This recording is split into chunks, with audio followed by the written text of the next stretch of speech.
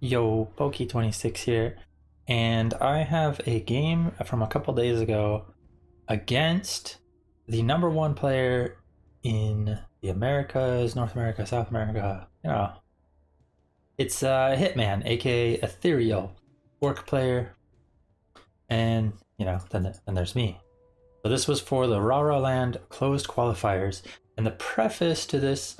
Not only do I kind of just want to share the game, because I think it was a pretty good game overall, but it was also me introducing a new style of play slash strategy. And so I kind of wanted to show it off, discuss the, I guess, reasonings behind the strategy, what the trade-off is, and so on, and try to discover if it's actually good or not, because the game itself made it seem like it could be kind of good. That being said, it still needs to be experimented more, and it could just be the surprise factor that led to it appearing good. So yeah, here we go. We'll just start the game.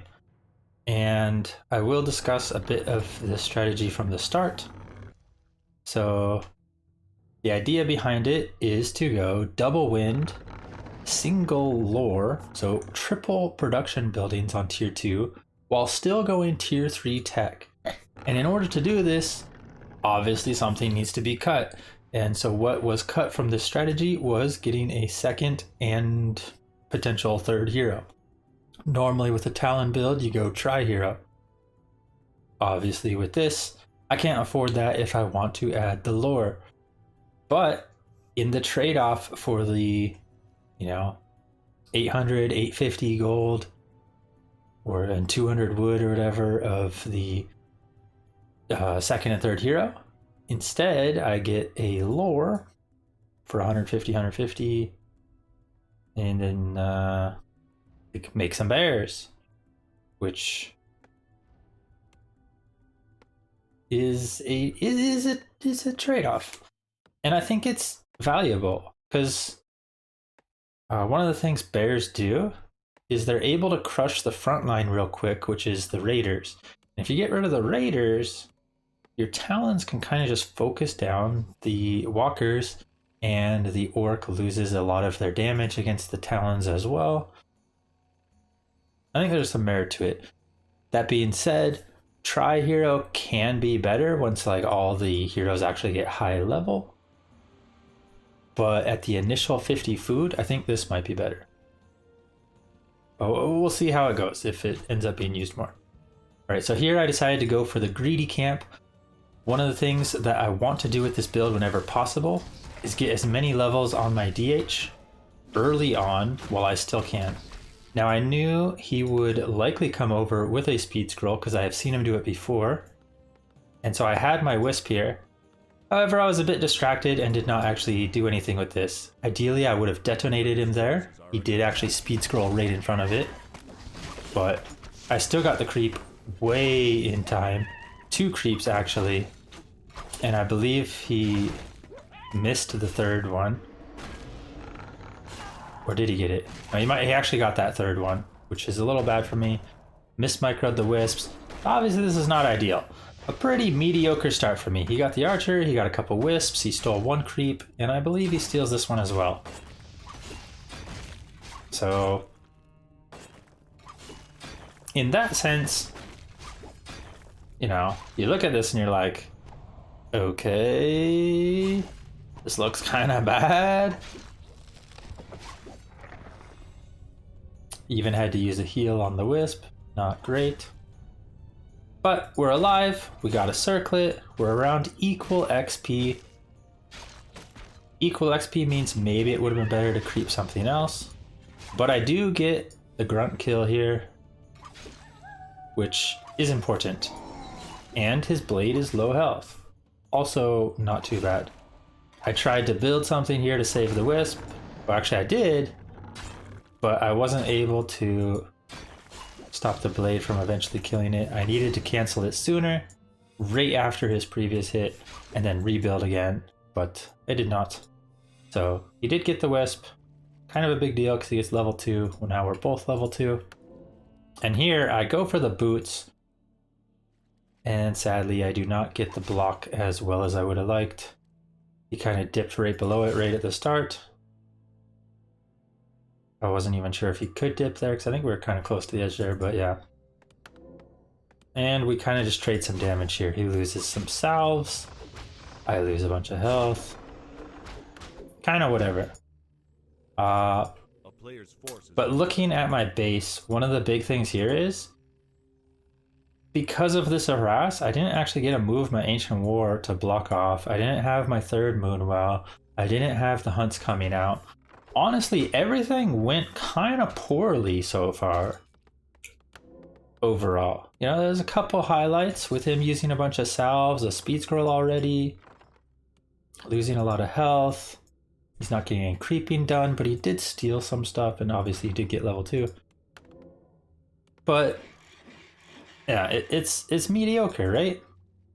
And yet later on, it actually doesn't look like too bad of a game for me. So here I actually opt to move my Ancient War over.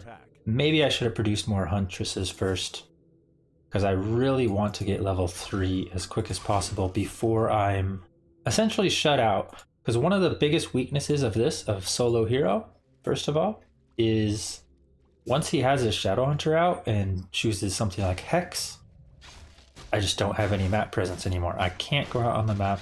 Hex is going to pick stuff off, or I'm going to have to detonate Wisps, and I can't really afford to do that because I need all the wood for both master training. It's not ideal. So we'd like to get 3 now. So here I actually backed off early. I was afraid his Shadowhunter was like right here, but it was actually farther back than I thought. So I could have stayed a little longer. However, I think being safe was fine. I don't believe I was going to ever kill that grunt anyways. We did the damage, we forced a salve. And now I go to creeping myself. That being said, if the start was better, his blade really only would have been like just level 2 right now. And my DH should have been, you know, 2.9 or something. I should have been just about 3, which would have made a huge difference. So it just goes to show how bad the start was. A player's forces are under but yeah, here we go. We got the tier 3 coming right away, just as you would with a normal Talon build. But we mix in the lore as well. And like I said, it's just a trade-off. You trade the second and third heroes for around 3 bears. You maybe get 1 less Talon as well. So I think I was sitting at like 3 bears, 6 Talons, instead of, let's say, 7 Talons and triple hero. And I think it's a potentially useful trade to make. So here, I'm a little afraid to fight. He does actually have Hex, so I don't really want to take a lot of damage, especially if the blade shows up. But I don't really want him to creep for free either. I want to be able to steal something or get something done if I can. So I'm kind of just slowing him down a little, watching him take some extra damage. But then the blade is here. The blade's level 3. And now I have to get out. He got the grunt up front as well.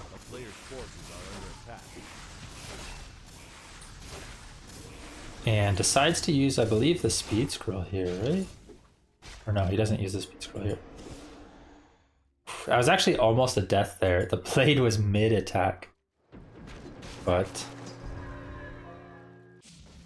we do get away. And I had to cancel my shop as well. Sadly, I wasn't able to build the shop here. And then he kills my shop when I rebuild it. So, talking about a bad start, now we're having a bad mid-game as well. Shop died. And now that I moved my Ancient War forward and didn't go to block it off again, once I set the shop back up, like I'm going to go block it again, and he's like, nope, nice shot, bro. And I'm like, oh my God. Yeah. The real problem here is these wells. They needed to be like here and here so that I could have built the shop differently probably. Yeah, I'm only now hitting level 3, and he's already beyond level 3 on both heroes. So early game, mediocre. I did kill a grunt, but everything else was kind of bad. Mid game, pretty bad. He got even more done than I would have liked. He's already 3-3. He's got the standard Raider Walker. He's got a War Mill. He's got reinforced defenses. He's seen the lore. And he saw the Talon, so he knows both of them are coming. But I don't know if he realizes that I'm actually getting Cyclone and Master Training, or if he just thinks it's going to be like bears with Fairy Fire. Which, by the way, was something else I did also want to try, which is a variant with double lore, one wind, and go bears with just a few Talons for Fairy Fire, maybe even a Fairy Dragon, I don't know. Fairy Dragon to prevent the disenchants from getting rid of Roar and Rejuve. But yeah, I didn't want to do that in the first game against him. I wanted to do this game, or I wanted to do Talons first. I wanted to open the Talons because I feel like this was the higher chance to win. And I believe I was correct in that. So here I'm just going to back off, get my items, and basically I'm ready to go in a second. Like, I'm almost 50 food, got my master training coming in, but look at him, he's almost level 4 on his shadow. He's got heal scroll, invuln, heal scroll, mana potion. Like, his items are pretty good overall. He even gets vamp aura. Like, he's pretty stacked. But I am ready with bears. I got roar up, I got no Cyclone yet, so I was a little hesitant to fight, but I also didn't really want him to take this. However, he had already done it. Either way, we're sitting here and I'm like, well, this is not great, but maybe I can still do something. And at this point I'm like, yeah, mid game was bad. I believe I've scouted this somehow, or I scout it in a second. I definitely know it's here. So I believe I grab a TP and then I head up the right side and kill it.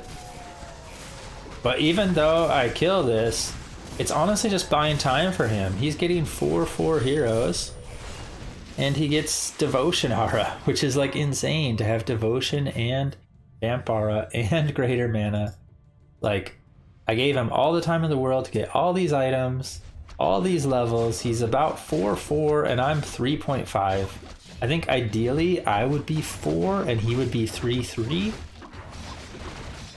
But obviously Hitman's a much better player. He's pretty efficient in his creeping.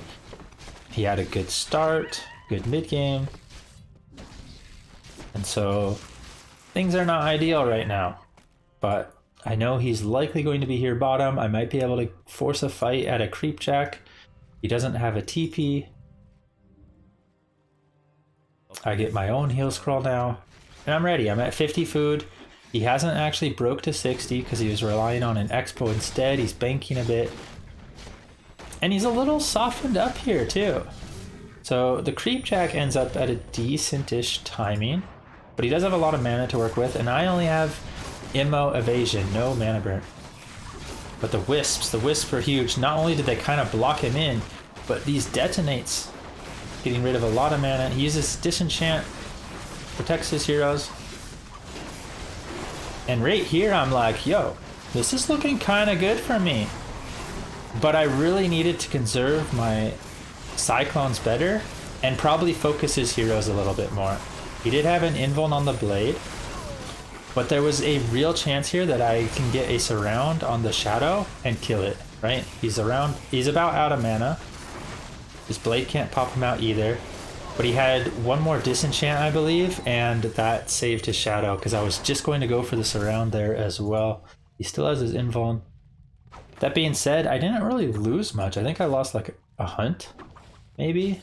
I don't even know if I lost a hunt. I lost a bunch of wisps, basically. And then I'm reproducing 6 food here. Yeah, I think I lost like a hunt or something. So like, It went pretty good. He's so weak, even with the Vamp and Devotion, and I'm sitting here like, yo, this is probably the closest I've been to beating Hitman with Elf against his Orc. So here, probably should have just been attacking with this bear. I kind of wanted to use the Rejuve or Roar on it, but yeah. And he tries to fight once more. He doesn't really want me to finish things off, and he wants to get some damage in if he can, maybe force a TP on my DH, but my DH is pretty strong. I do got 2 points of evasion, I have Scroll of Healing, I have another bear coming in, and now he's realizing, hey, I can't really fight this, I need to get out. And I, on the other side, am like, yo, this is kind of good for me. But sadly, I did not stop this Kodo from getting a Devour off. That was huge for him. His army is mostly still alive. His shadow has another heal wave. And what can I get done here? So I do go into the peon line. I think this was a nice play. And I'm looking strong, right? I can potentially even kill his Hall. But I do hesitate a little there. Not a huge deal. But this, ooh, that Kodo Devour. That was big. I should have had my bears positioned on the bottom side, and I should have cycloned the Kodo. I think if I did that, this Hall could have been another 80 health down. And right here, I could have potentially just cycloned some of his stuff and killed the Hall. Maybe it was still better to fight him straight up though. Because honestly, his army doesn't even look that strong. It's mostly that he devoured a couple bears. But my DH kind of got mismicroed up front, taking a bit of damage. I wanted to go for the shadow kill, but somehow it didn't close on the right. Now he has a ward kind of blocking as well. My DH dropped low. And the engagement went pretty bad. And now he's level 5 shadow. And every advantage I had is suddenly slipping away. I'm like, okay, that was not too good. But maybe when I go again with full health, my next reinforcement's coming in, and a set of wisps detonating again, maybe I can still just win.